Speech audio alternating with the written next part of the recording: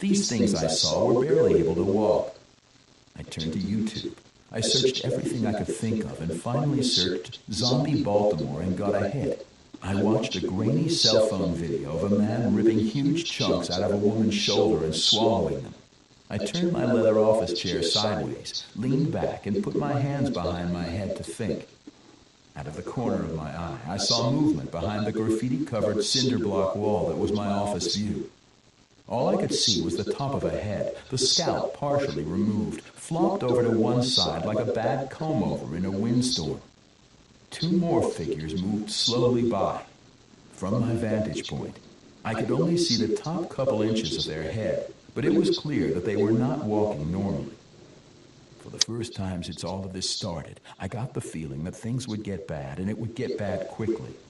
I moved out of my office window to the break room on the side of the building. Walking through the rows of desks, I had the strong urge to yell, "Get out of here, there are zombies outside!" But who would believe me? Inside the break room, I could see the alley, and I could see Chuck. Chuck was leaning against the elevator of the parking garage, pepper spray in his hand. There were two of the things on either side of him. I almost ran to the windows on the front.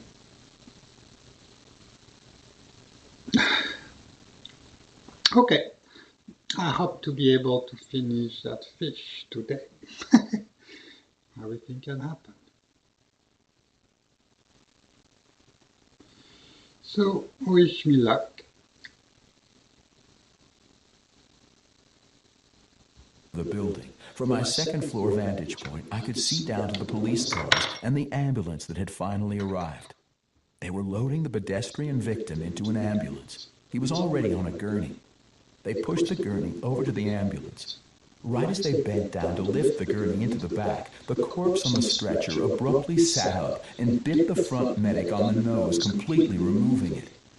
The medic threw his hands over his face, blood spurting out between his fingers as I stood there transfixed, horrified as the creature on the gurney chewed and swallowed the medic's nose.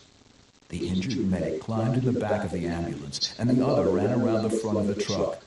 The corpse on the gurney struggled within the straps that were holding him pinned from the waist down to the bed. The doors slammed shut, and the ambulance took off at a high rate of speed. The freshly reanimated corpse slowly rolled down the street, still strapped to the gurney. The police officers were nowhere to be found. One car was still there, and one of the officers had lost his hat on the sidewalk. That made up my mind. I needed to get Candy and Max out of town. I needed to get them safe. When I thought of Max, all thoughts for my own security flew out the window. All I could think of was getting to him and making sure he was safe. Candy would never believe me. If I'd snapped a picture of a zombie ripping the victim's throat out and sent it to her, she would still never believe me. I had to come up with a way to make her come home. She worked about 40 minutes south of York, so I needed her on the road now. I texted her, "Max is in trouble. Come home now. My phone is dead." She would be pissed at me if I couldn't convince her that this was real when she got home. I was at the bottom of the stairwell when I got her return text, "OMW. On my way." Good, Candy is on the way home. Now I just have to make it to the truck, I thought. The door closest to the parking garage was a gray, solid steel door. There was no window to look through, and it had been about 5 minutes since I looked outside at Chuck.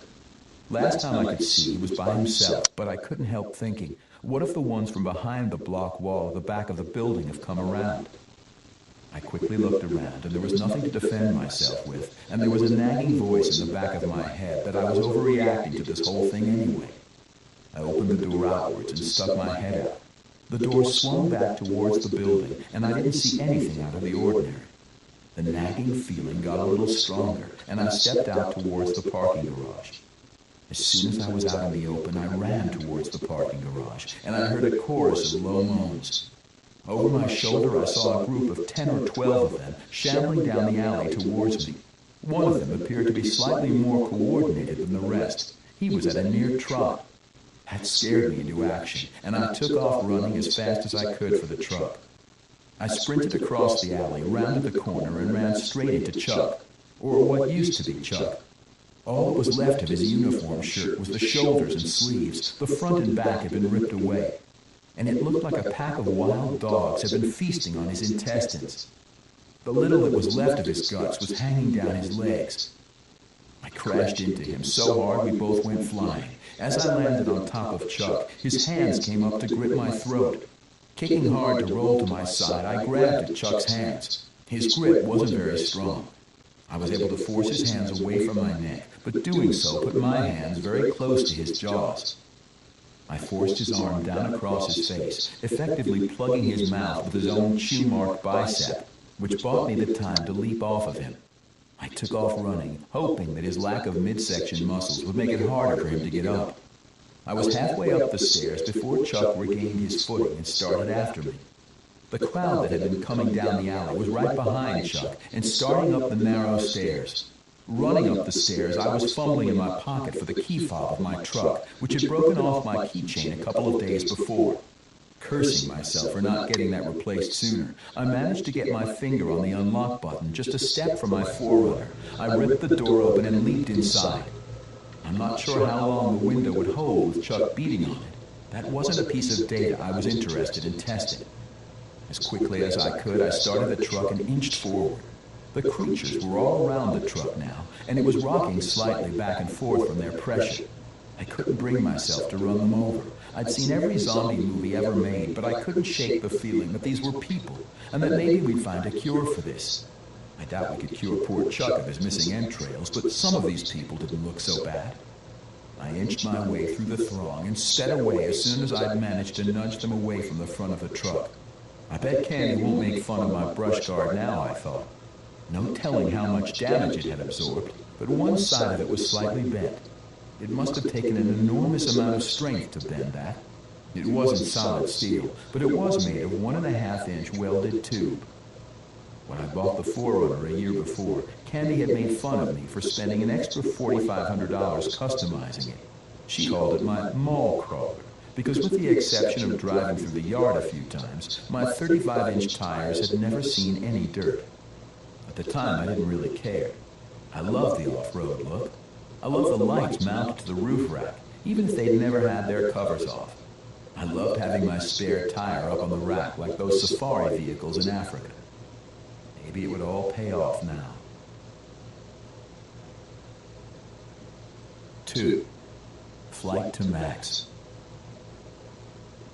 My earlier feelings that I was exaggerating the situation were now firmly gone, replaced by the need to get to Max and make sure he was safe. I sped down the alleyway between the office and the parking garage, no sign of the group that followed me up the stairs in my rear view. Driving down Philadelphia Street, I began to get a picture of how badly York had been affected.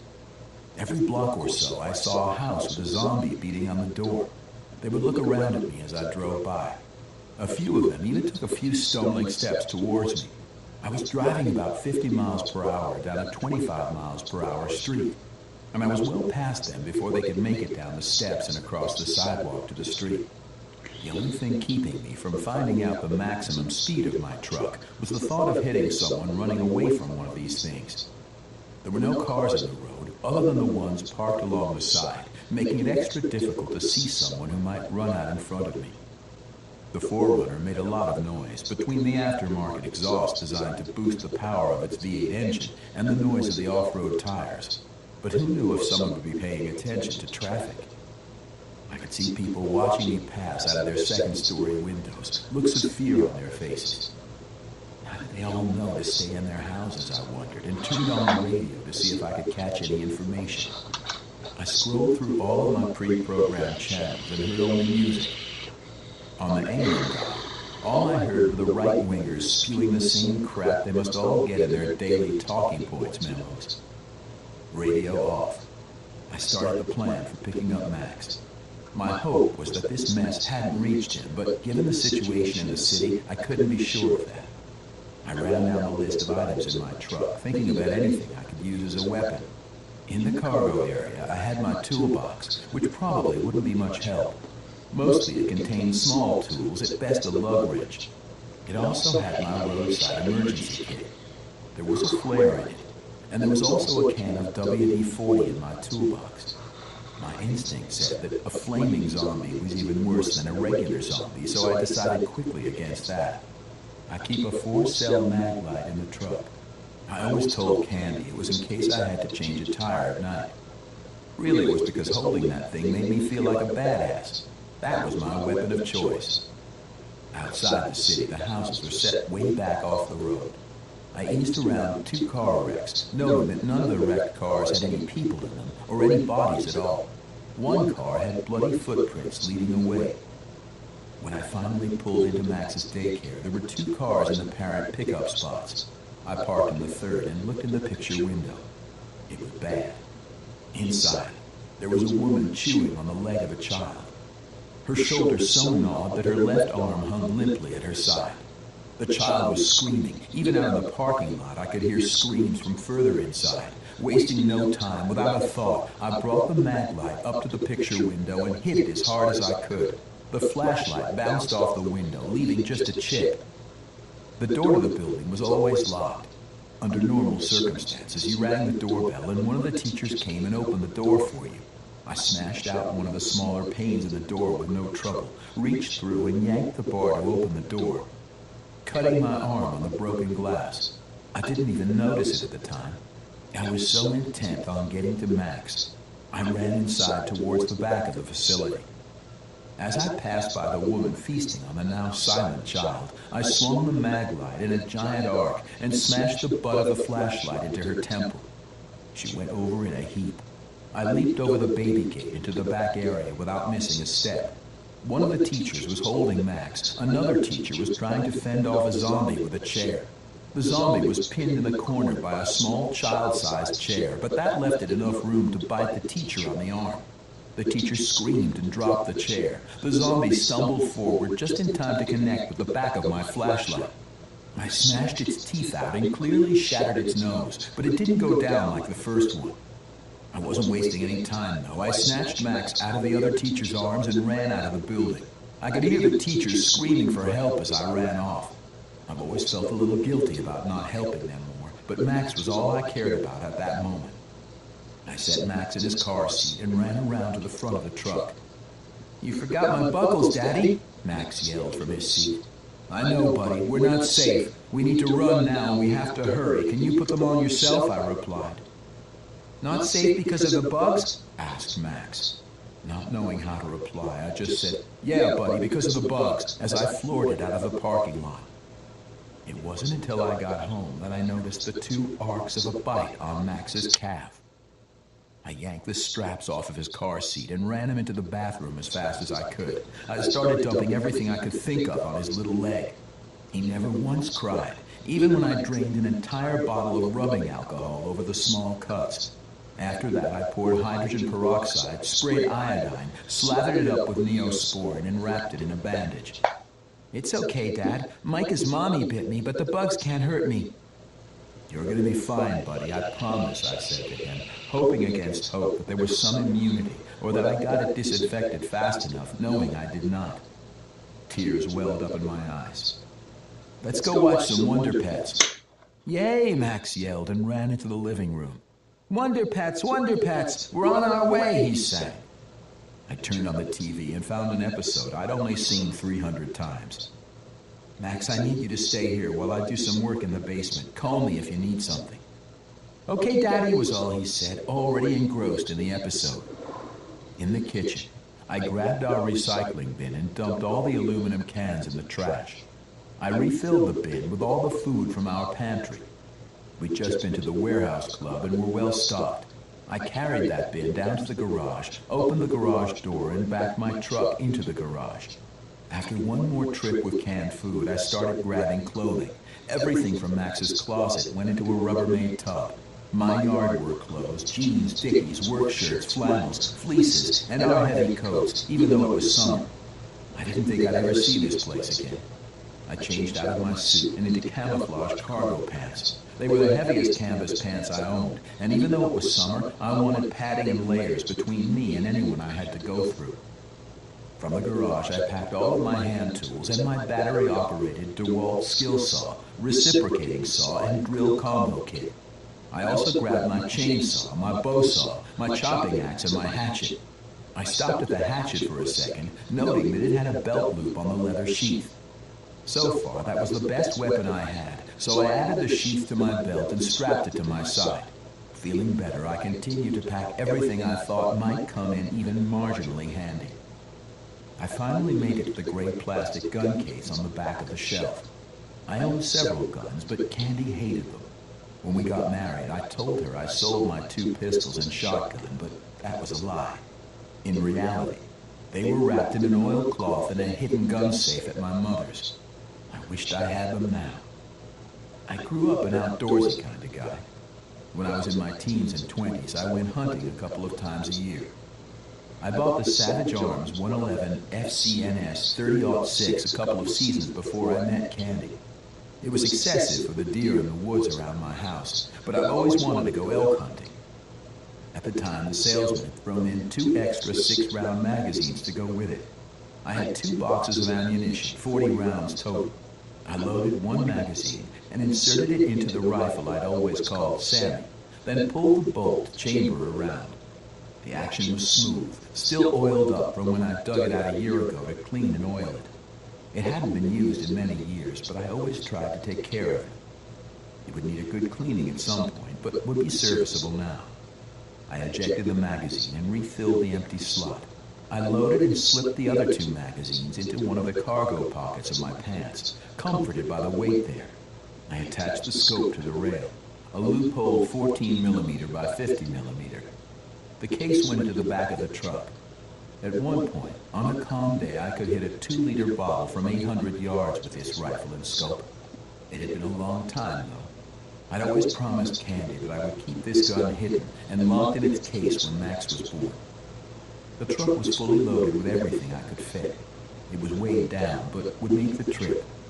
I hadn't checked on Max for a few minutes. When I got up there, he was red and flushed with a fever. I felt his head. He was burning up.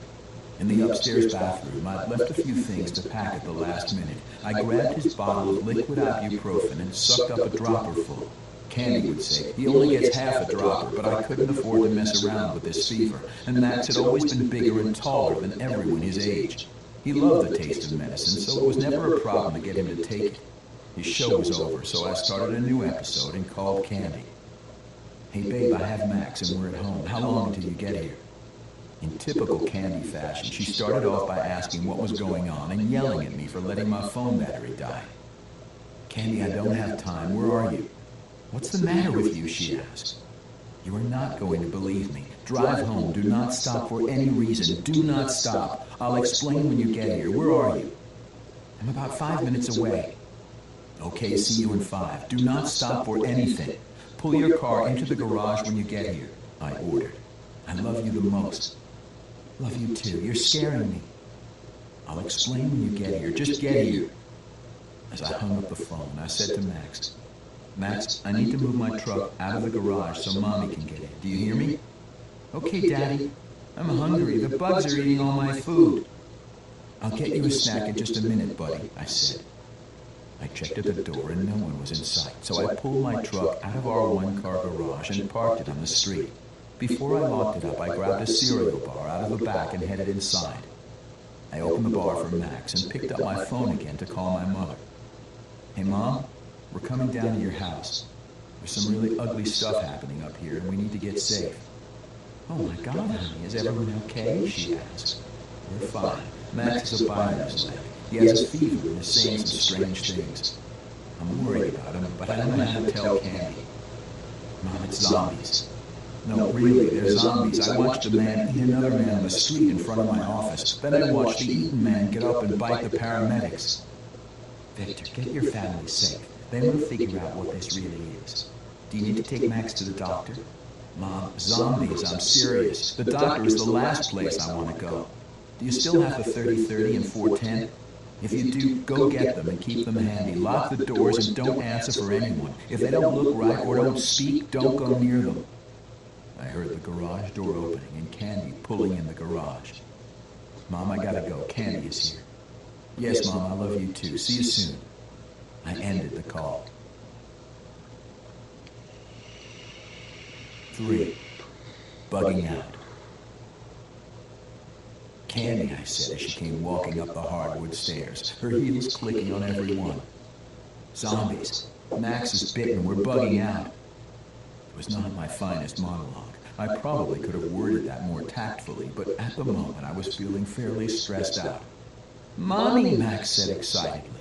"Mommy, I'm hungry. The inside bugs are eating everything." Candy looked at me puzzled. "Tukes, what?"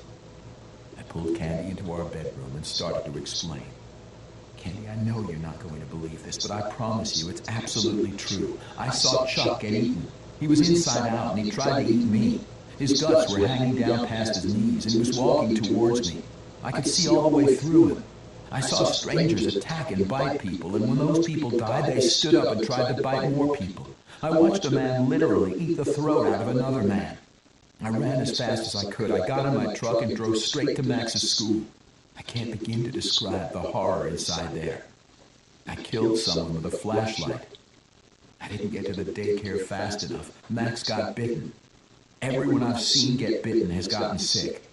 Max just has a fever. I think I got to it in time. When we got home, I dumped everything I could find on his leg, from rubbing alcohol to peroxide. He's got a little fever, but he's still Max. I'm sure he's going to be fine." Before I could say anything else, Candy rushed over to Max and picked him up. "Oh my God, Tukes, he's burning up." "I know. You can see the bite mark on his leg," I said. "I gave him ibuprofen. The fever is down some. In an hour, we can give him some Tylenol, too. I believe that will knock it down even further. I think he's going to be okay. Max is a tough kid." "Candy, we're getting out of here. We're going to Mom's. Check the closet and see if there is anything else you need. I think I got everything. The truck is packed. We need to leave in 10 minutes.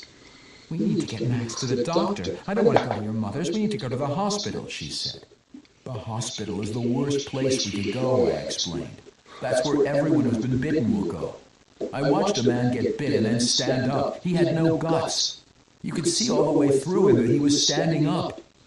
I was almost yelling at this point, only worry of frightening Max keeping me from it. "We have to go to Mom's. It's in the country. It will be safe. There's no one around. Now please, go get your things." Candy went off to the bedroom.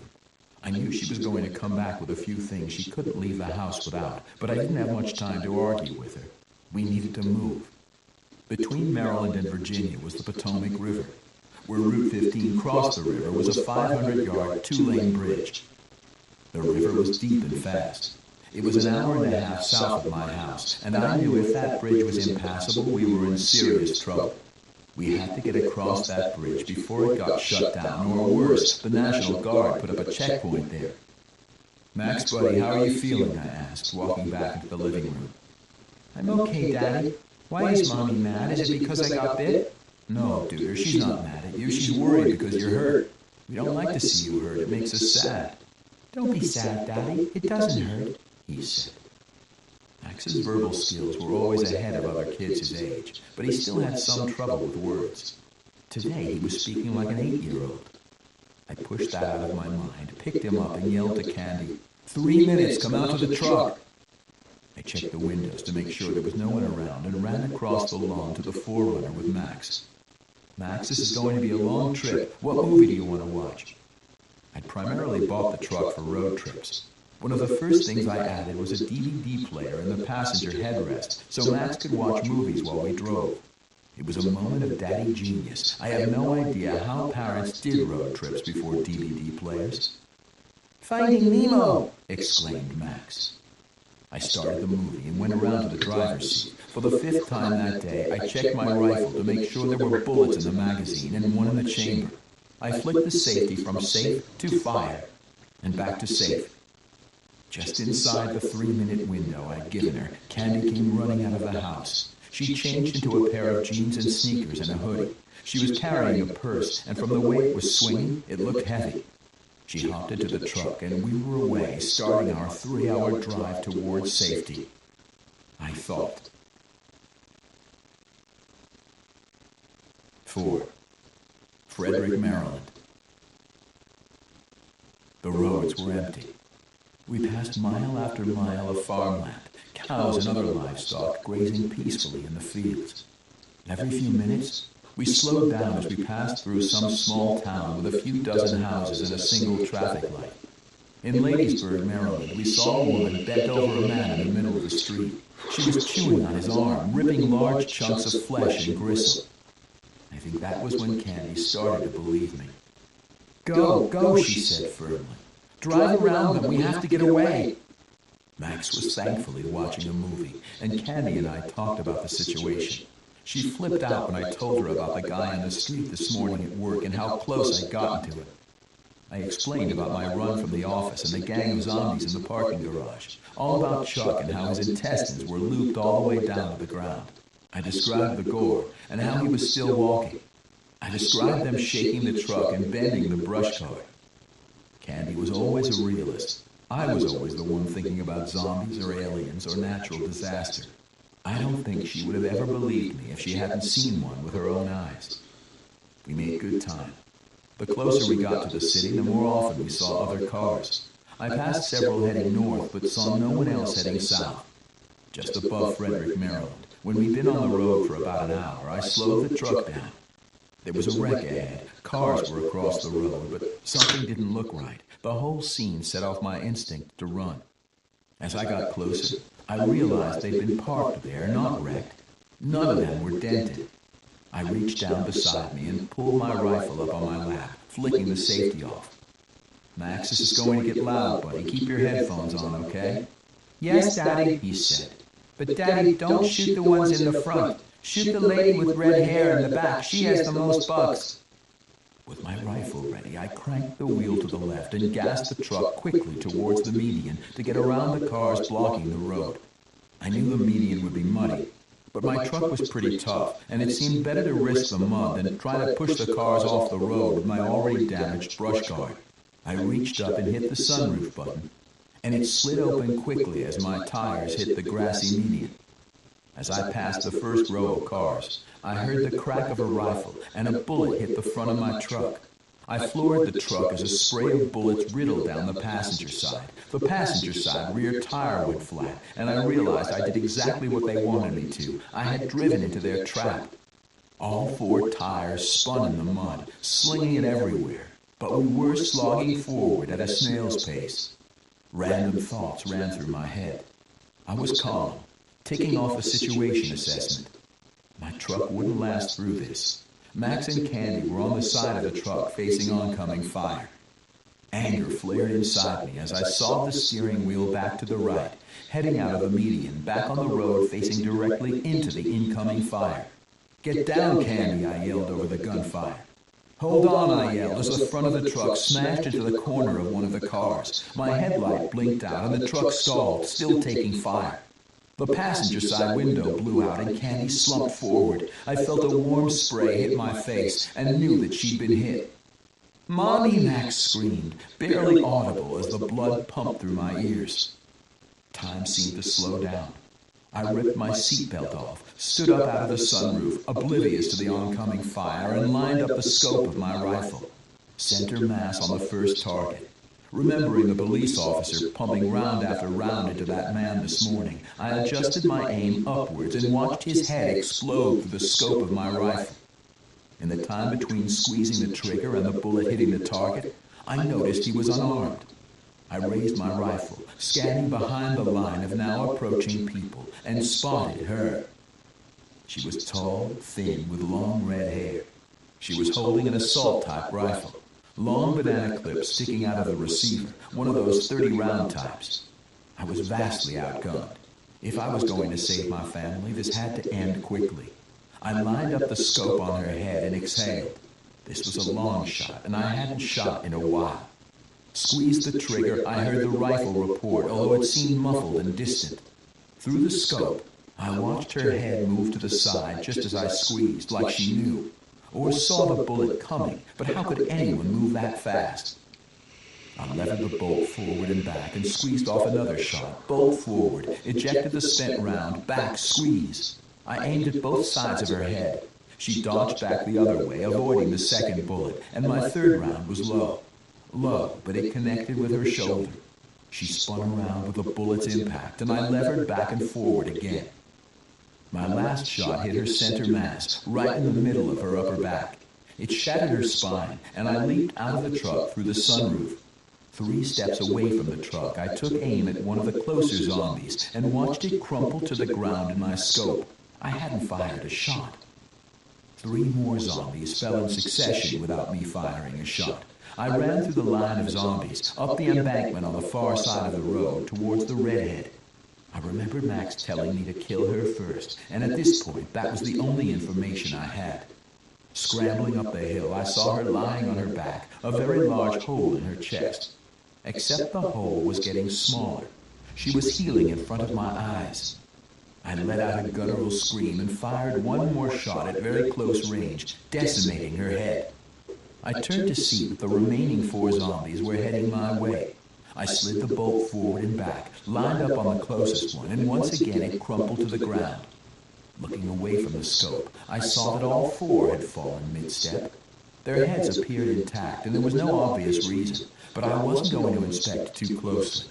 I grabbed the redhead's rifle and one more magazine from her back pocket. An automatic would come in handy. I hadn't seen any other armed zombies, and it dawned on me that I hadn't checked on Max and Candy.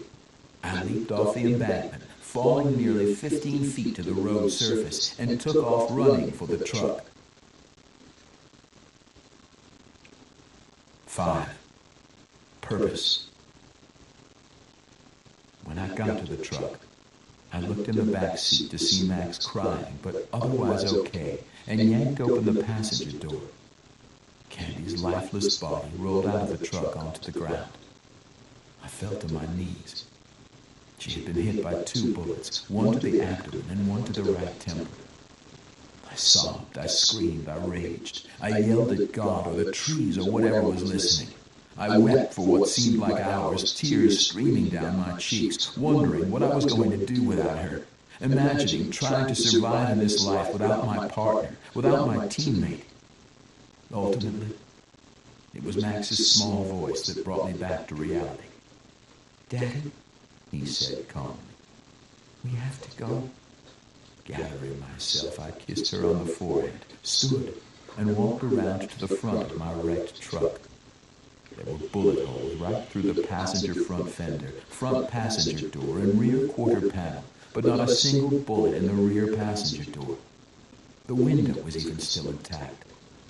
I looked down at the rifle in my hands, an American version of an AK-47, 7.62 millimeter bullets, the same size as my rifle, but not quite as powerful. They wouldn't pass through the engine block, but they do a number on all the stuff around it. I jumped inside the truck and turned the key, and the truck miraculously roared to life. From the sound, it had taken a shot to the exhaust manifold. I wouldn't be sneaking up on anyone, but it would run. I checked on Max. His fever seemed down but not out, and the bite mark on his leg was closed up. It didn't look all that bad, actually. Maybe he didn't get infected. I handed him the whole box of cereal bars, and he unwrapped one and started eating. The tire was easy enough. I knew there was a benefit to keeping the spare in the roof basket, even if all my off-roading buddies complained about raising the center of gravity and called me silly for liking the look. Who's the mall crawler now, I thought, thinking back to the derogatory term real rock crawlers used to describe guys like me. I left the old wheel on the side of the road. A bullet had passed through the tire and out the wheel, and it was useless now. In the back of the truck, I pulled a blanket out of one of the plastic storage tubs and wrapped Candy's body up in it. I would bury her in the garden at Mom's. There was a beautiful spot in the formal garden, and we'd often talked of having our ashes spread there. Right now, I didn't have time to think about all that. I had to get us across the bridge 15 miles south, heading south at around 65 miles per hour along the deserted highway. The wind blowing in Candy's window was bothering Max, who was trying to sleep after eating 4 breakfast bars. I had about an hour of daylight left, and I was facing a decision. If this outbreak was in both York and Frederick, there was a good chance Leesburg, Virginia was going to be infected as well, and I had to pass through the most heavily populated section. The town of Leesburg was the part of the trip I was most dreading. If I could get across the river tonight, there were miles and miles of undeveloped national forest between the bridge and the town. My first option was to find a deserted fire lane leading a few miles into the national forest, pull off, and camp for the night in the truck with Candy. My second option was to continue on with one headlight, one fog light, and the two KC-style running lights mounted to the roof basket. It was an hour and a half further to my family home place after Leesburg. I'd been making pretty good time, and the whole incident at Frederick had only taken about 40 minutes. I was going to have to take it much slower from now on, and Max wouldn't be able to stay in his seat much longer. At the very least, he was going to need to get out to go to the bathroom, and the thought of getting him out of the truck frightened me the most. I couldn't afford to make any more mistakes. My heart couldn't take any more mistakes like Frederick. Still pondering, I slowed down and stopped at the last curve in the road before the bridge. I whispered to Max that I was going to get out, but that I wouldn't go far. I was stopped about a mile from the bridge. I wished I had some high-powered binoculars, but my rifle's scope would have to do. I scrambled up the embankment and a couple hundred feet up the side of the hill into the woods. I couldn't get too far from the truck, but I needed the elevation and cover of the trees up here. There was enough light to see the old blue-green iron bridge and see that there was another set of cars blocking both ends. I watched through the scope as zombies walked up and down. I watched for as long as I could, not wanting to leave Max alone for too long. I counted 5 zombies, 4 of them walking fairly normally and 1 who was stumbling. The 4 were armed with various assault rifles. I was too far away, and not knowledgeable enough in firearms to tell what exactly they were from this distance. They were all pacing back and forth about half the length of the bridge. I watched the road leading towards me and saw nothing. I looked in the woods on either side of the river, and they seemed likewise clear. I began to formulate a plan as I headed down to the truck, back to Max, back to my reason for surviving. 6. Twin Peaks. By the time I made it back to Max, I had a pretty solid plan in place for clearing the zombies on the bridge, but I had to find a couple of things first. About halfway around the curve ahead of me, there was a downhill road off to the left. It went through a small group of houses, a strip club biker bar named Twin Peaks, and a small shabby-looking mom-and-pop hardware store. I struggled to push the silver SUV to the top of the hill, and with one final heave, I managed to start it down the other side and hop in the driver's seat to steer us into the bar's parking lot. I felt really naked without a handgun, and I was thinking a biker bar might be my best bet for finding one in this general location. The gravel crunching under the heavy weight of my overloaded SUV seemed louder than gunfire, and I immediately wished I'd left it on the pavement. I pulled my truck right up beside the building, as close as I could get Max's side to the wall without hitting him. He could probably wiggle out, but there was no way anything was getting in his door. Of course, they could come in the driver's side of the truck, but having the one side blocked made me feel better. Focus, Tukes, I said to myself. There's going to be a mess in there. Check yourself. Don't forget your hatchet, Max reminded me from the back seat, forcing me to look down and see that it had fallen out of its loop on my belt and alongside the center console of the truck. Max, I'll be right back, buddy. You stay here, but undo your buckles just in case we need to run. We'll be fine, Daddy. You can handle these 2.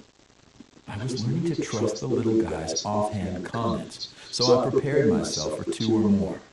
It was imperative that I remain silent. I was under a mile from the bridge now, and it was very likely that the zombies up there would hear any gunshots. There was no way I was going in there without a gun, though, so I took the black nylon strap off of my .30-06, tied it to the AK-47, and slung the whole thing over my shoulder before walking over to the door of the bar. Gingerly, I tried the knob on the solid steel doors, and in what might have been my first stroke of good luck, I found they were unlocked. I nudged the heavy doors inward and quickly let them swing closed with a clang. Once closed, I banged on one with the back of the hatchet a couple of times and stepped a few feet back. This was a twofold test. Could they open doors, and were they attracted to sound? As an experiment, I was ecstatic with the results. I heard at least 2 of them banging on the doors, but they were unable to open them. From about 5 feet away, I got a running start and hit the doors low. The doors flew open from the center, sweeping the 2 zombies apart and throwing them back into the room. My momentum carried me, hatchet in hand, right by one who was struggling to get up when the blade sunk deep into his forehead. With one final convulsion, he was dead again, and my hatchet was free of his head. The other zombie was down and not moving. Was there any chance I was this lucky? I kicked her head and saw that the back of her head was smashed in, making a mess of her platinum blonde hair. I think her back was turned when I hit the door, and the edge of it split her skull. She was wearing a fluorescent G-string and a garter with a pretty good stack of bills rubber banded around it. She won't need this, I thought, as I unwrapped the rubber band and pocketed the thick wad of bills. I wasn't sure if I'd ever need it, but a wad of cash might still have some trade value. The room smelled horrible. Even after just one day, the corpses smelled terrible, like 30 pounds of rotten hamburger. Feeling like a badass for my easy victory, I checked through the bar, looking for interesting things. I set 3 unopened bottles on the bar, 1 bottle of grain alcohol, a Bacardi 151, and an old-looking bottle of scotch. Under the bar, I found a box of matchbooks with Twin Peaks underneath a pole dancer on the cover. This was a classy place. I added the matchbooks to my pile on the bar and headed back towards the office. I listened at the office door, knocked with my hatchet, and waited. Hearing nothing, I opened the door and peered into the dim room. There was a large, beat-up old desk against one wall. I flipped through all the cups and trays on top, looking for keys, before even trying the drawers. I found 2 sets and tried the drawers in the desk. The top drawer was the only one unlocked, so I started trying keys. In the bottom left drawer, I found the handgun that I knew would be there. I read the barrel. It was a Smith & Wesson Model 629, a nickel revolver with black hand grips and what I hoped was matching ammunition, 44 Magnum. I pressed the cylinder release and emptied a round out into my hand. It was the same as those in the mostly full 100-round boxes. Replacing the round and snapping the barrel shut, I slid the weapon into my waistband and quickly surveyed the room, but I didn't see anything else useful. On the way out of the building, I grabbed the liquor bottles and matches off the bar and headed out to the truck to check on Max. He was sleeping soundly in his seat, so I took the opportunity to really study him. He was so big and yet so small. I remembered the time when he could fit in one arm and how I used to carry him everywhere like a football. I hated leaving him here in the truck, sleeping, but it seemed less dangerous than taking him into a building that probably had zombies in it. With all of my Twin Peaks loot dropped off in the back of the truck, I left the AK-47 and went across the street to the hardware store in search of a few more items needed for my plan. As I walked across the street, I thought, Tukes, you idiot, you should have asked Max how many were in here, followed by a quick head shake and, what in the hell am I thinking? He's 3.5 years old. 7. The Potomac Crossing. The hardware store looked deserted. I had a moment of terror when a zombie in the apartment upstairs saw or smelled me and started banging on the glass. I dove behind a woodpile and watched him beat his fists against the glass, silently praying the glass was sturdy enough to hold and that there weren't any others up there. Out of morbid curiosity, and perhaps a desire to know more about these creatures, I watched for a moment. Even though I was completely hidden from view and motionless, he kept staring at me as if he could see me through the wood. I crawled down the length of the woodpile, low on my stomach. I made it to the end of the wall of wood without making a sound and eased my head around to look at the window. The old man turned zombie was still staring at the other side of the woodpile, slowly banging his fists on the window. There was blood running down the window now, and I wondered how long he would stay there, banging away on the window. With the zombie distracted by looking at my last known whereabouts, it was fairly easy to sneak up on the side of the building to the back door. The doorknob was locked, but there was no deadbolt. My family had a doorknob just like this when I was a kid. Back then, if I turned really hard, the door would pop open, I thought, as I wrenched down on the doorknob. It was sturdier than I remembered, but ultimately gave way and didn't make a huge amount of noise. The door led to the storeroom of the hardware shop, which was pretty much just like the rest of the place. Floor-to-ceiling shelves piled high with dusty old junk. To this day, I still love dusty old junk. Walking through the storeroom led me to the store proper, where I headed first for the plumbing section. After searching for a minute or two, I found what I was looking for, a section of PVC pipe, end caps, glue, and primer. Down a couple of rows was the paint section, where I found aluminum powder and iron oxide for mixing up metallic paints. One bag of each in hand, I needed to find one more aisle of the old store. I peered around the dim room. The only light was what shone in through the dusty windows. I was looking for a hobby or toy section. BBs, rubber cement, 3 bags of old army men, and model rocket igniters, and I was off to the front counter to find 9-volt batteries, a lighter, and a pack of cigarettes if I could find them.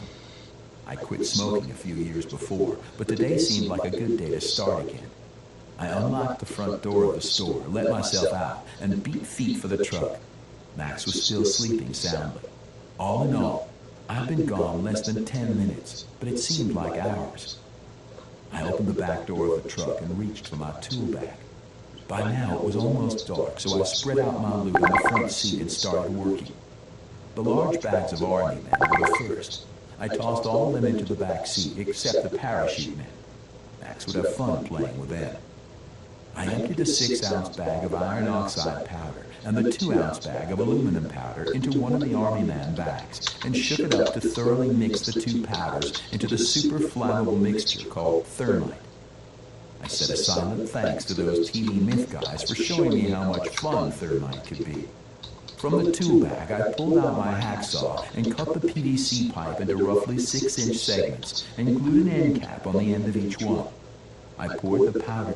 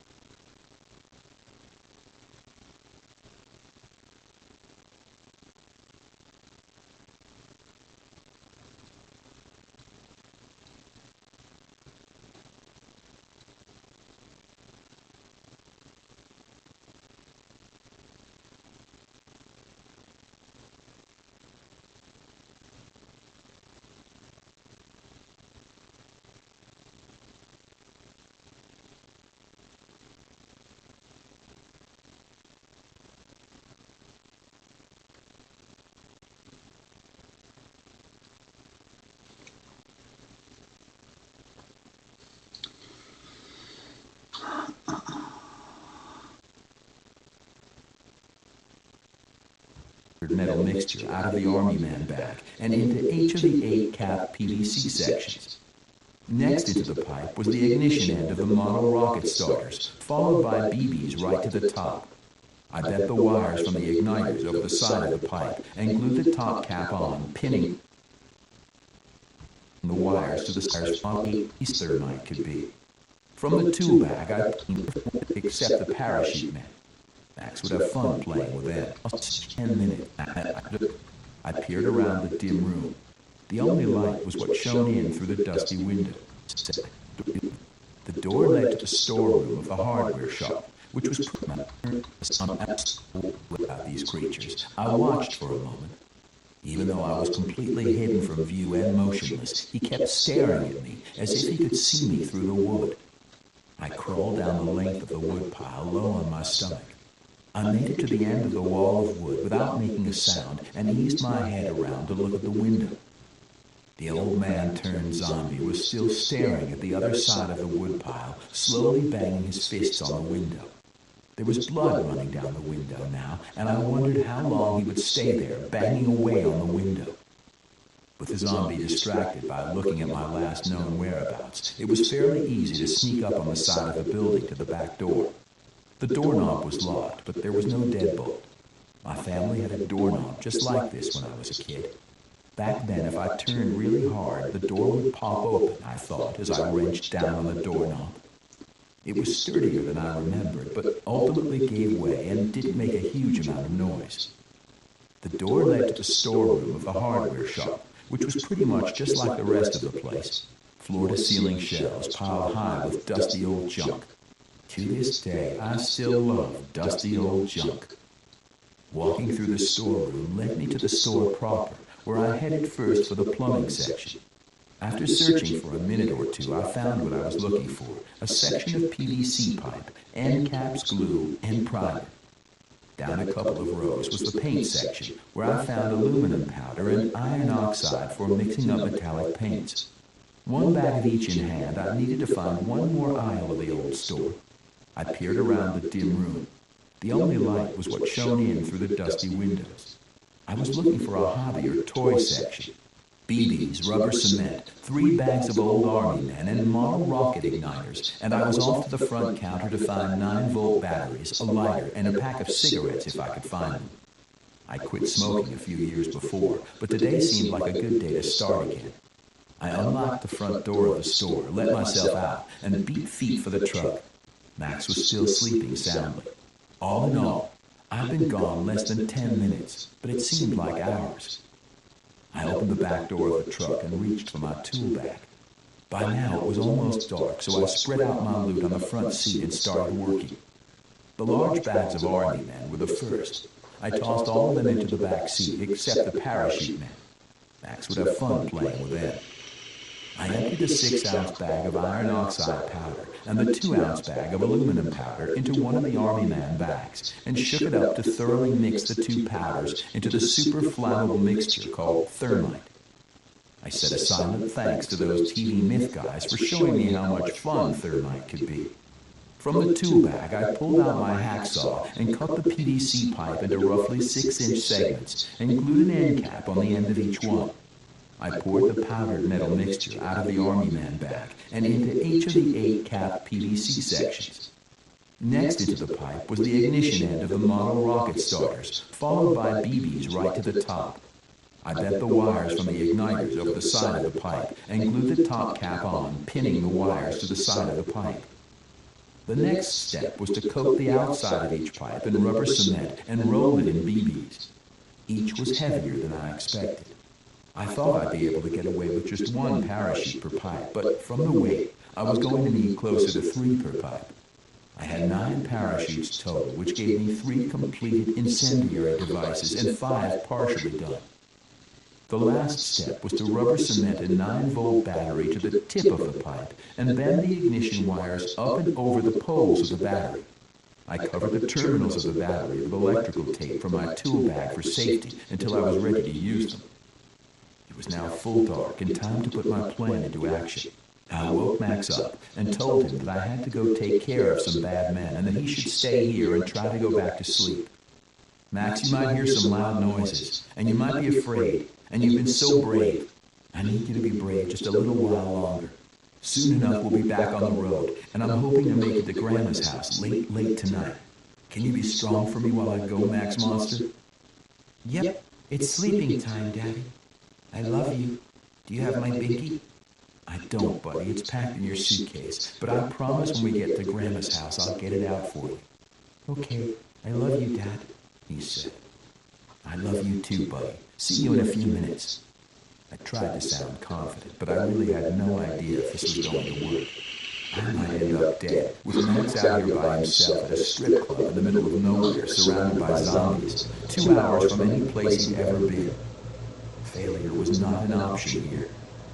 I grabbed a pack of smokes and lighter, replaced the strap on my 30-06, and stowed the AK in the truck, where I also emptied out my tool bag. I carefully loaded my tool bag with the pipes and set off with a pocket full of bullets, my reloaded rifle and magazines, and the pistol in my vest pocket. It was a beautiful night, warm but not too humid, and not a cloud in the sky. The full moon was rising behind me.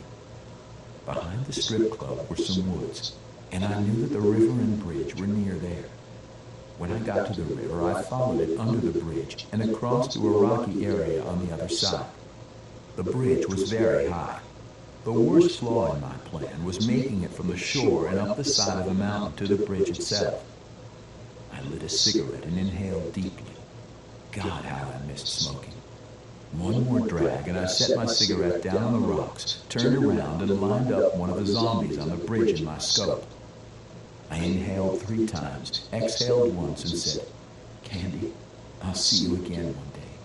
I hope that day isn't today. I still have work to do here. I love you," as I squeezed the trigger. I didn't even wait to see if my shot was true before I was off and running. 8. Battle at the Potomac.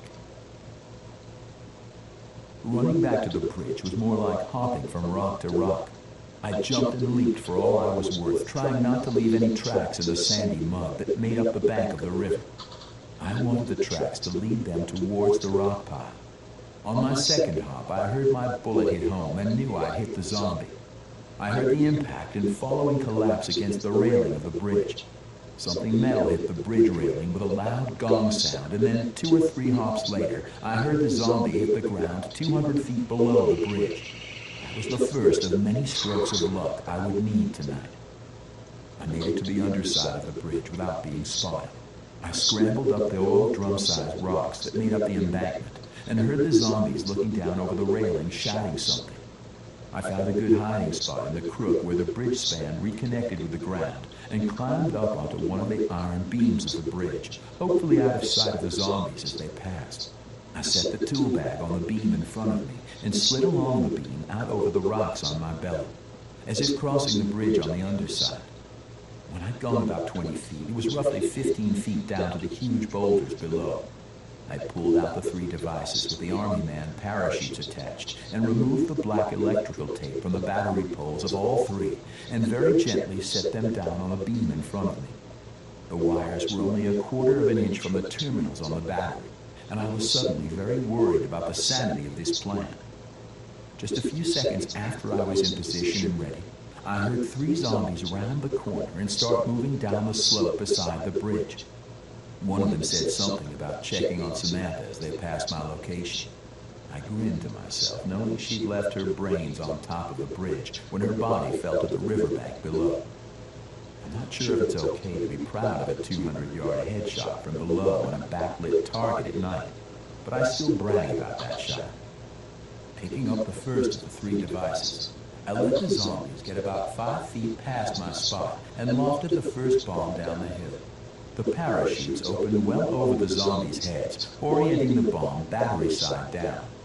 I saw it pass about a foot in front of the first zombie, and he started to turn around right as the metal wires hit the ground and was followed a fraction of a second later by the battery terminals hitting the wires. 9 volts of electricity shot down the wires, igniting the thermite inside the PVC pipe. The sudden, drastic increase in temperature and pressure exploded the pipe bomb, launching molten BBs in every direction. I heard and felt several impacts the other side of the beam that I was lying on. I couldn't hear anything moving, and although the steel beam protected me from the worst of the blast wave, my ears were still ringing. To be safe, I tossed another pipe grenade at roughly the same spot, this time covering my head for the explosion. Before the first bomb, I counted 3 zombies coming down the hill, plus the one I shot from the ground, so that left 1 zombie up there somewhere. With a hope that it was the slow zombie, I put the tape back on my remaining pipe bomb, peered under the steel I-beam, and saw nothing moving in the charred gore. I slid backwards along the beam until I could safely hop to the ground and scrambled up the rocks to the edge of the bridge. As quietly as possible, I slowly crept to the edge of the bridge and looked over onto the roadbed of the bridge, but saw nothing. I waited, watching. Cognizant of how long I'd been away from Max, I put my hand on the pistol in my pocket, clutching my arm to my chest, attempting to make myself look wounded. I started to fake limp up the road when I felt a huge blow across the shoulders and was sent flying. I hit the ground, skidded across the pavement, and rolled over on my belly. Even though I'd flown and skidded about 10 feet, the zombie was right on top of me by the time I got to my knees. She moved so fast that she was a blur. The one on the hill earlier today was amazing, dodging bullets, but this one made that one look like a zombie from a Romero film. She picked me up and shook me. "Where's the child?" What child?" I stammered. This creature could break me like a twig. "Your son, Max, where is he?" she yelled, shaking me some more. I managed to get my free hand into my coat pocket and slowly thumbed the hammer back on the revolver. I had to be careful. This had to be perfect, or else she would kill me and find Max. "How do you know Max's name?" I asked. "Just tell me where he is." She set me down on the pavement. I was taller than she was, but somehow it felt like I was eye level with her when she was holding me off the ground. "Max is on the beach about 2 miles down the shore," I lied. "I left him sleeping in some old army blankets near a big maple tree." She eyed me and started to speak. Just as she opened her mouth, I leaned back, closed my eyes, and squeezed the trigger of the revolver. The bullet exploded through the fabric of my coat. At this range, even she wasn't fast enough to completely dodge the .44 Magnum bullet. It entered through her jaw and blew the top of her head out, splattering me with her blood. It had thick chunks in it. It felt almost gritty when I wiped my face, being careful not to get any of her blood in my mouth, nose, or eyes. I sprinted to the truck as fast as I could. It was almost 9 at night, but I had a full moon and adrenaline fueling me, plus the rush of having just killed 4 zombies. It was about a half-mile run, and I made it in 5 minutes. I chided myself and promised that I would start running every day as I sucked wind for the last 200 yards. I rounded the corner of the bar and fell to my knees. The horror surrounding my truck was too much for me to take. There must have been 30 zombies standing around my truck, and Max was standing on the roof. As I fell to my knees in the gravel parking lot, I brought the gun up and fired 5 rounds as quickly as I could, hitting 2 zombies in the head before my revolver clicked dry. I reached in my cargo pants pocket and grabbed a handful of bullets and paused when I looked up. The zombies were all just standing there facing Max. I hit one 3 times in the back. None were moving at all. Even the 2 I'd shot in the head fell facing him.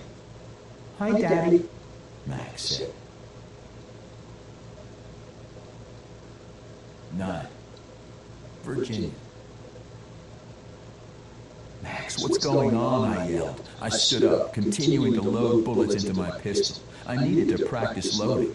It was an unfamiliar movement and took me forever to get 5 bullets into the cylinder. I also recognized the need for a melee weapon of some sort. It seemed silly to waste bullets on paralyzed zombies.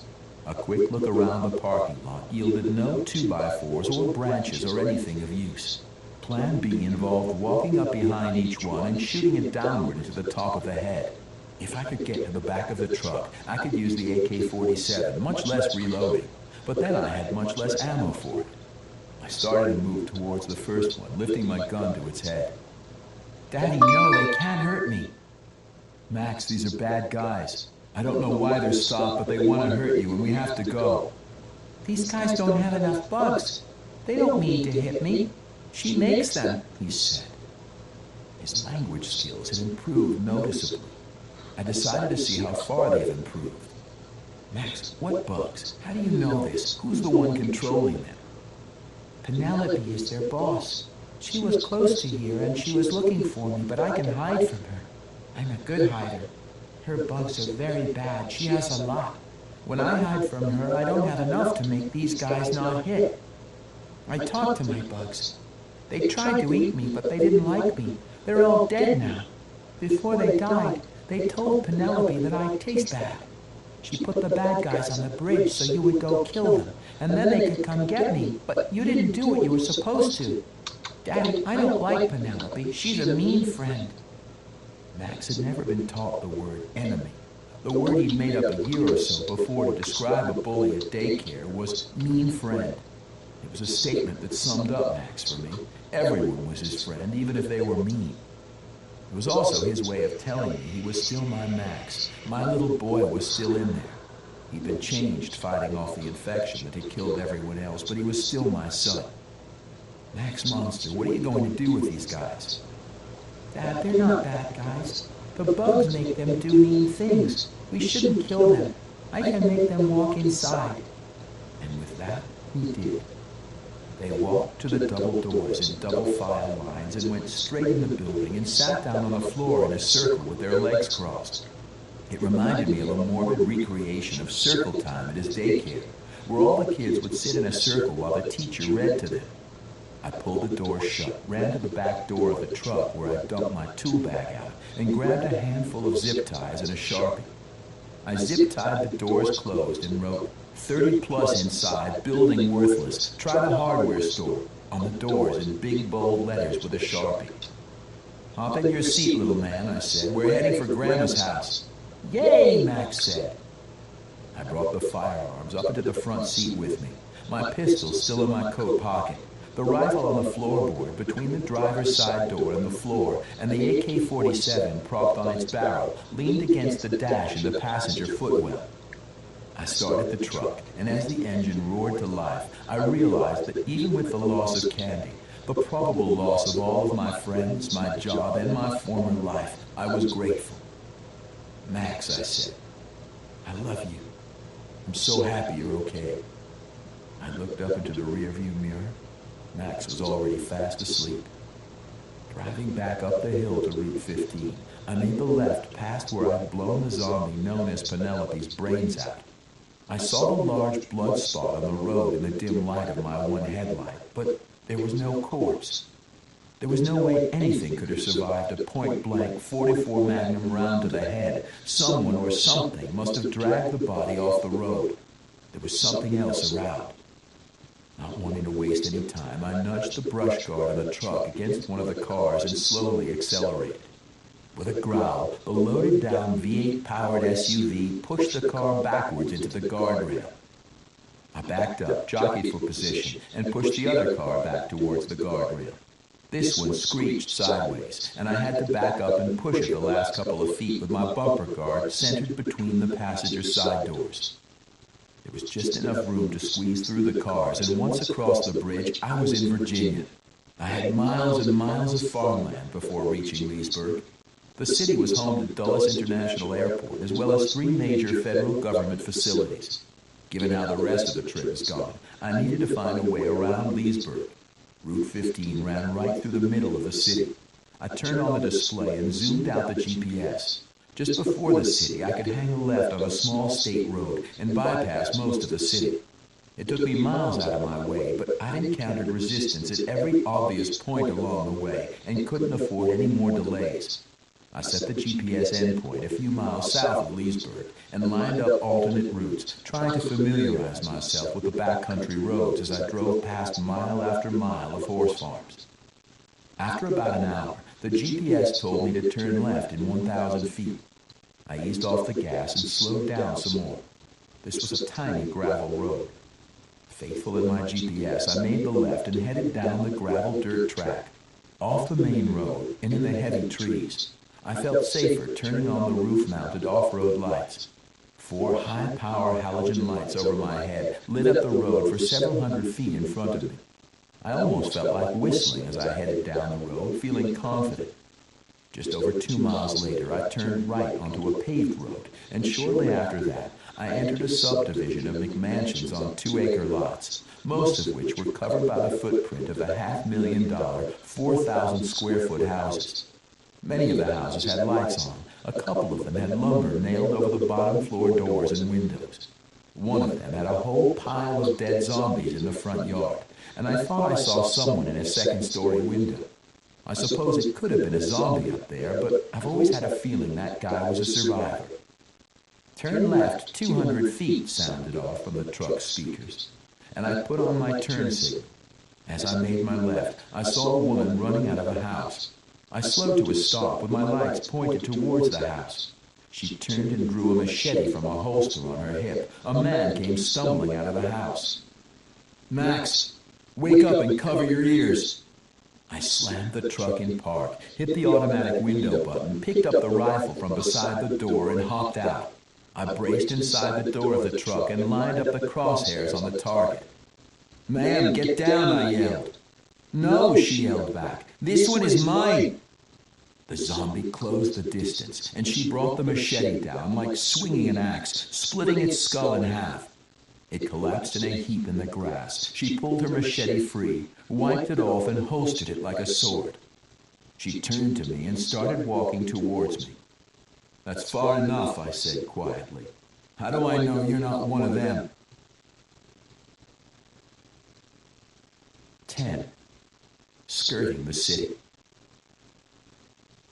The woman came to a halt a few feet in front of me, the door of the truck and my rifle between us. She was not threatening, standing with her empty palms outward. She was wearing a tan tank top with the logo of a setting sun over a pile of skulls and a green flag in the foreground, black cargo pants, and a backpack with a patch of the same logo.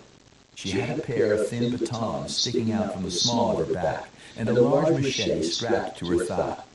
The machete, which was more like a sword in her hands, looked just like the ones Alice used in one of those Resident Evil movies. Her long dark hair was pinned up in a bun, with one strand of hair hanging down. "My name is Leo," she said. "The zombie there was my mate Kyle. I owed it to him to do it myself." Her accent was fairly thick, Australian or maybe New Zealand. "I understand," I replied. "What are you doing outside? You're the only living person I've seen in 3 states. "We were running, looking for a place to hold up for the night. Kyle got bit by one we missed." "Daddy, she doesn't have bugs. She's nice. We should take her with us," I heard from the back of the car. "My son, Max," I said. "Max, this is Leo.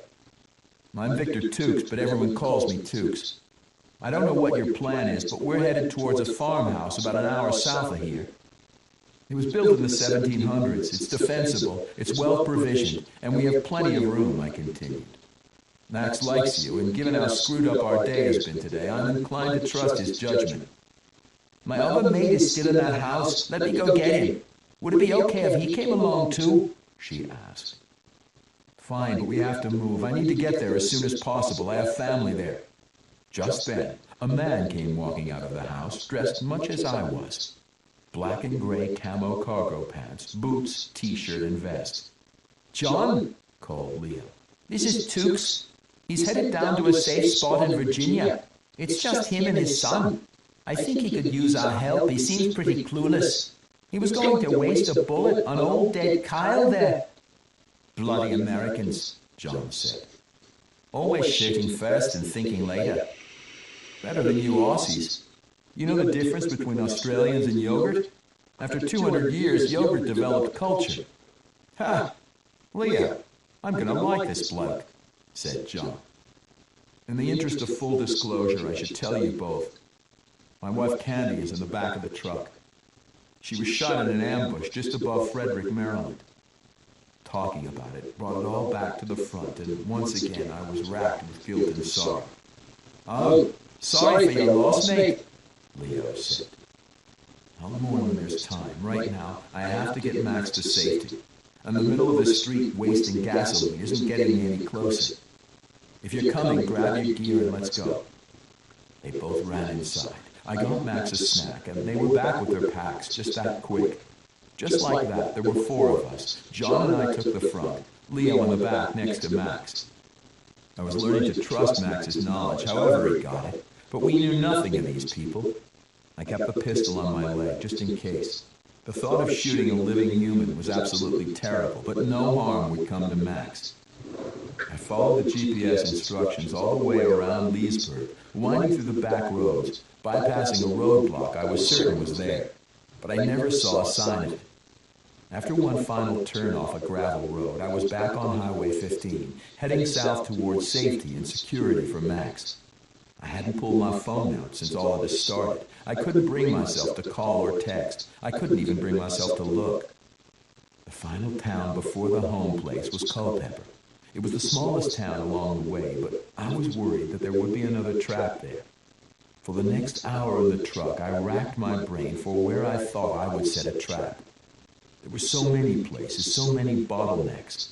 The farther south into Virginia I drove, the taller and steeper the embankments on the side of the road got. By the time I made it to the edge of Culpeper, I'd worked myself into a panic. Guys, I've been through 2 roadblocks today.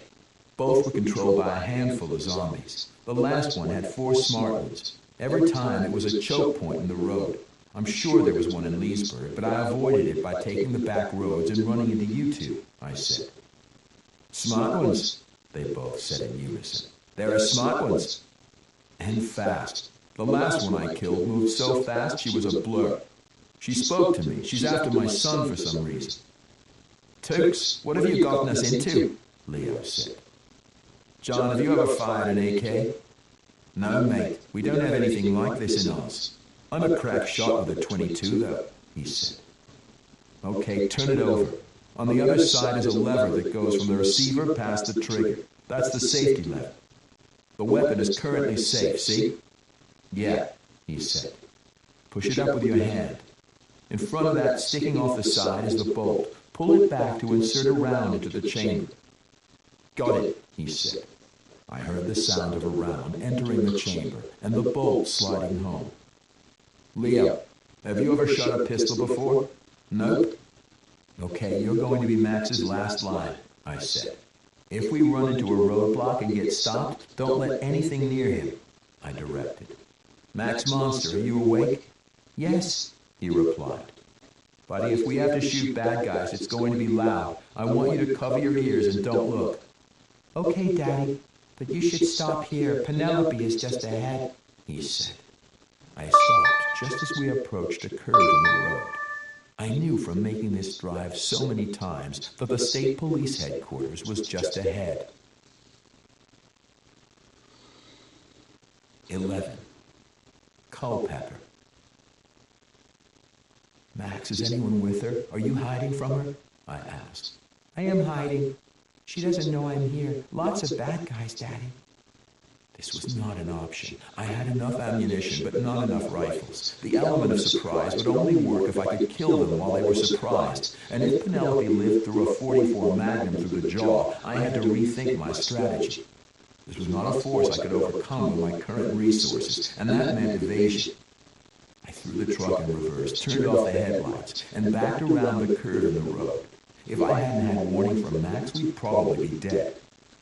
In my head, I started making a list of assets and liabilities. Guys, this is going to get way uglier before this is over. This isn't your fight. If you want, I can help you clear out a house to crash in for the night. I have to get to my family. Staying the night isn't an option for me, I said, trying to convince them to stay. Leo spoke first, and she took some time to consider her words.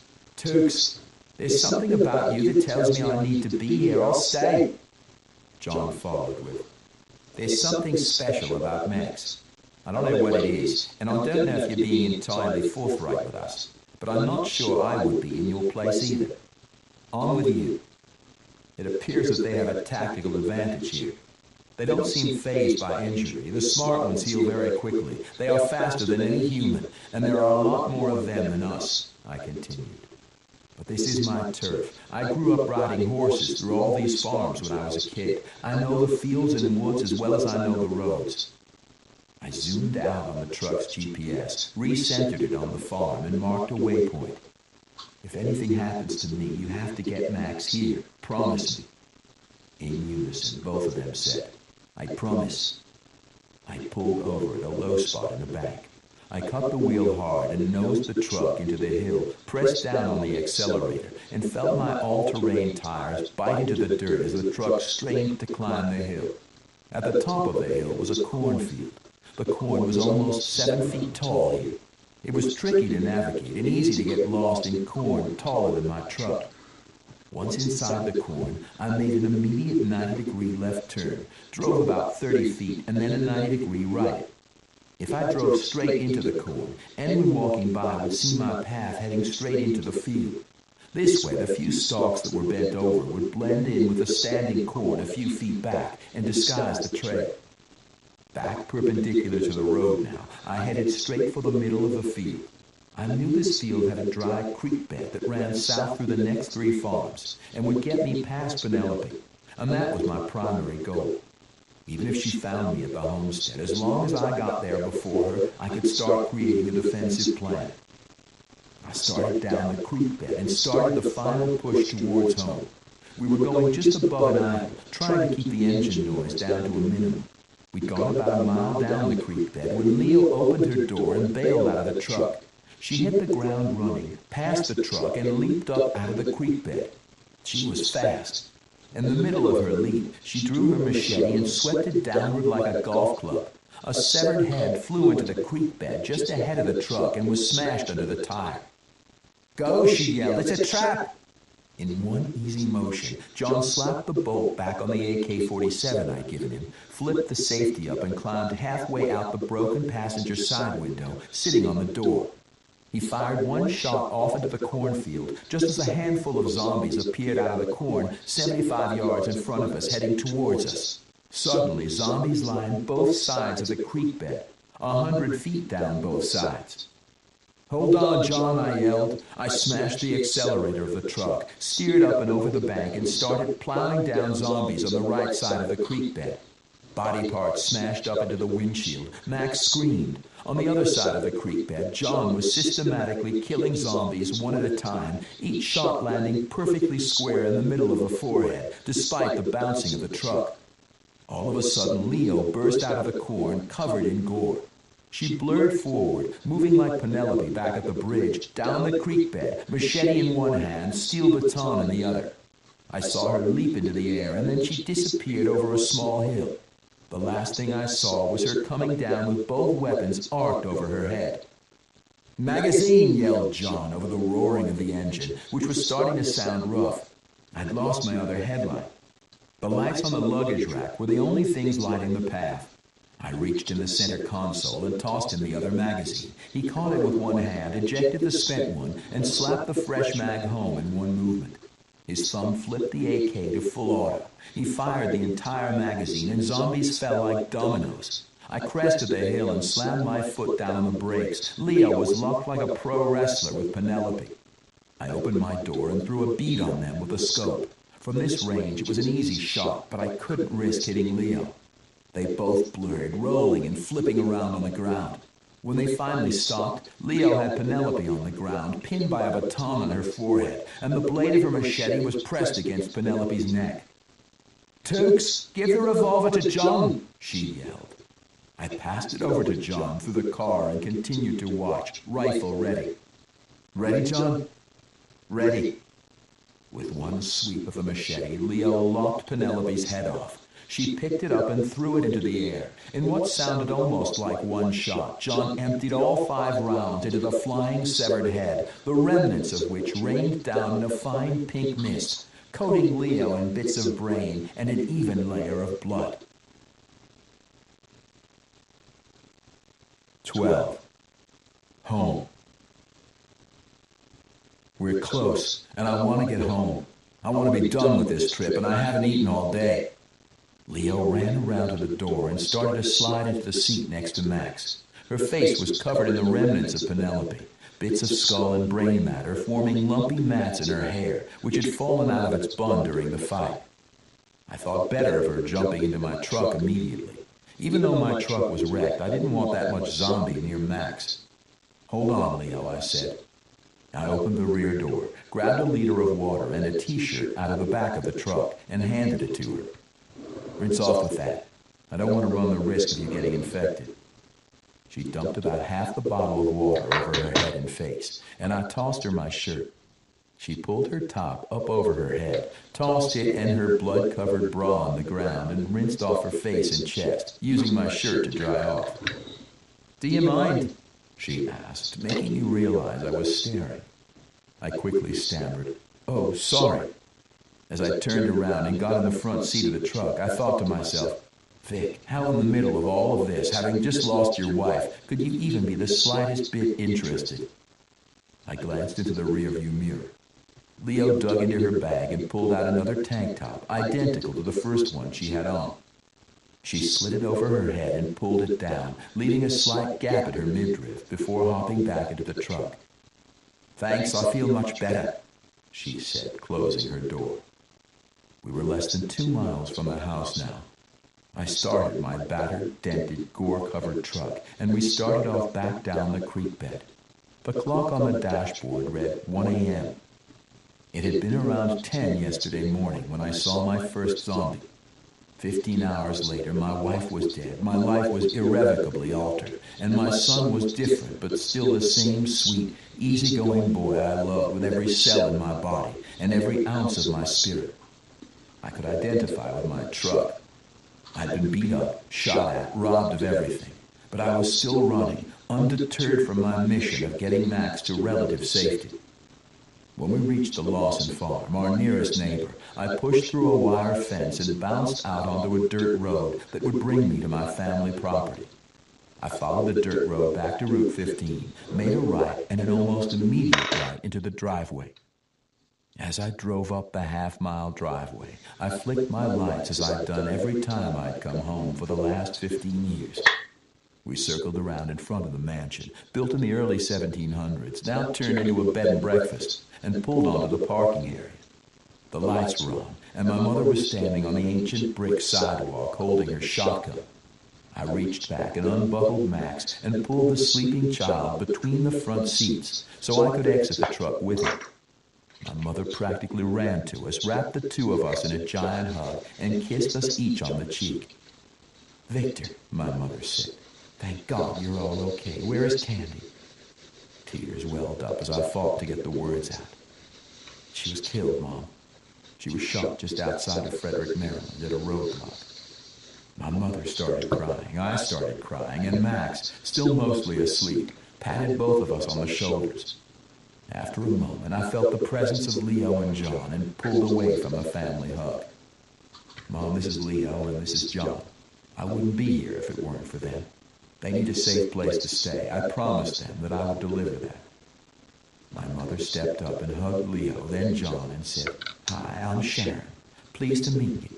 Thank you for whatever you did to keep my son and grandson safe on the way here." "Pleased to meet you, Mrs. Tukes," said John. "Ma'am, it's a fine family you have. I'm pleased to make your acquaintance," responded Leo. "Mom, did you have any end guests?" "Just one couple.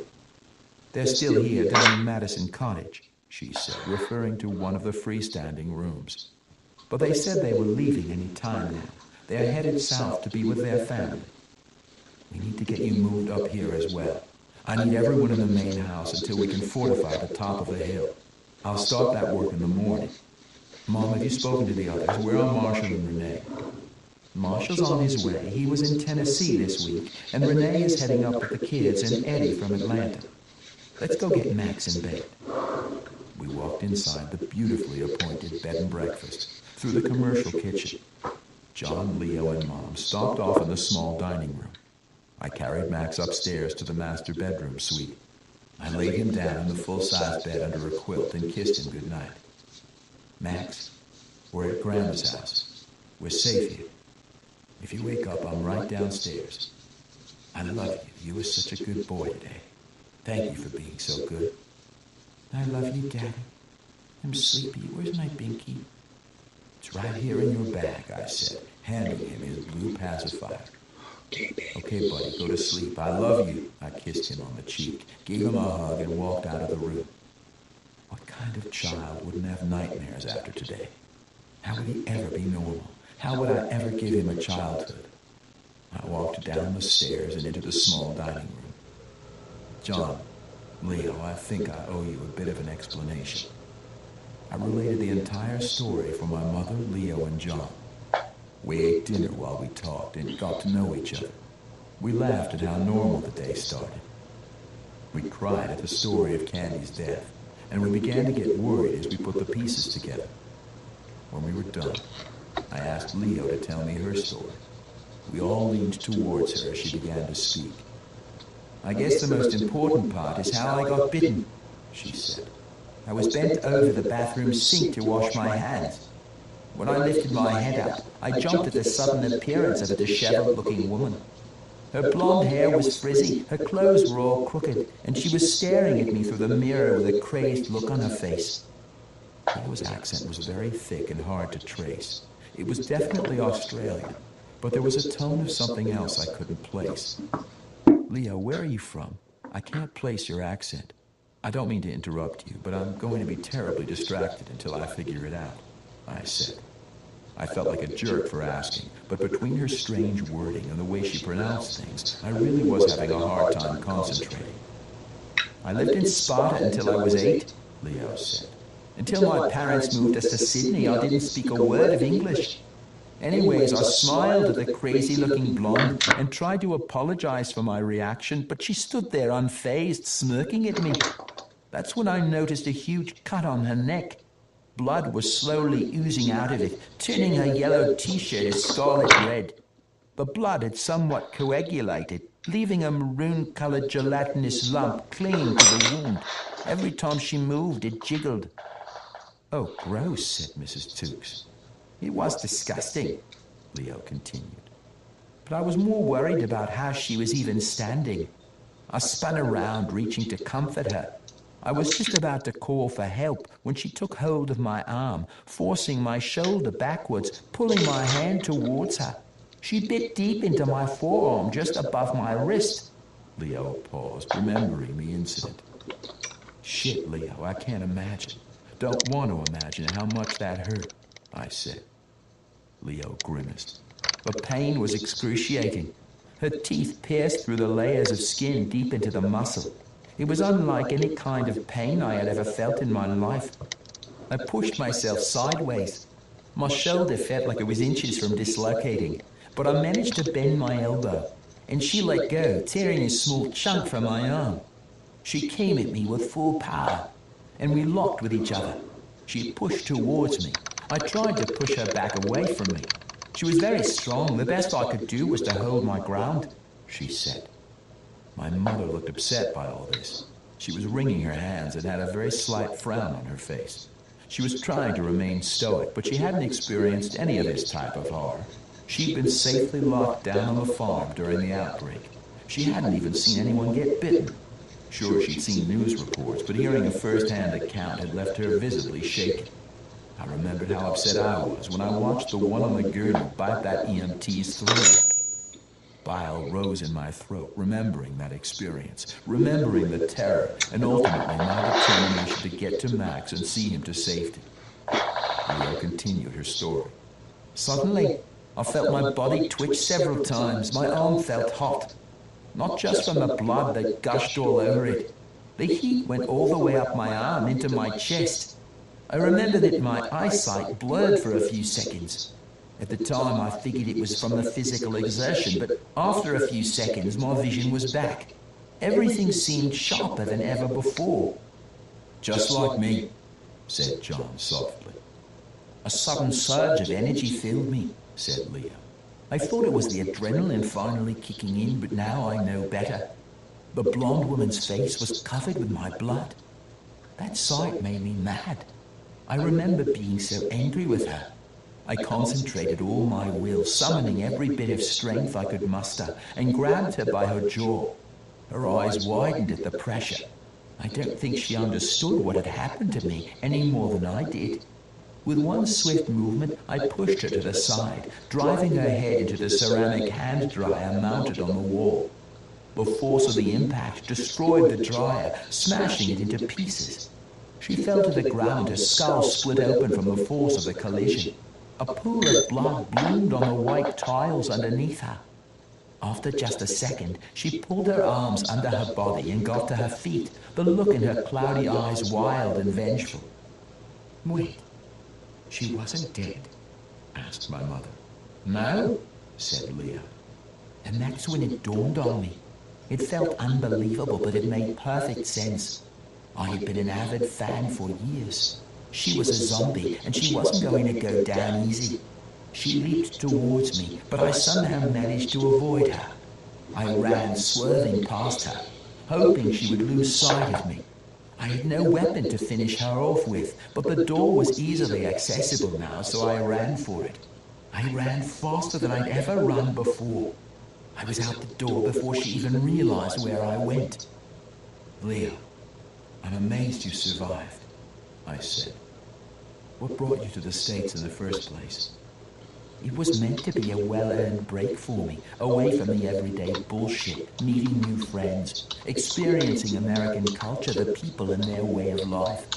I got that plus some.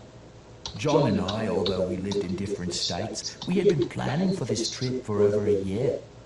Our American connection and best mate, Kyle Anderson, had invited us to stay at his place for 2 weeks. He had organized activities where we could test our combat, survival and shooting knowledge, all in the name of fun. We all knew each other through our favorite survivalist website. Our trip was to culminate with a big gathering of American people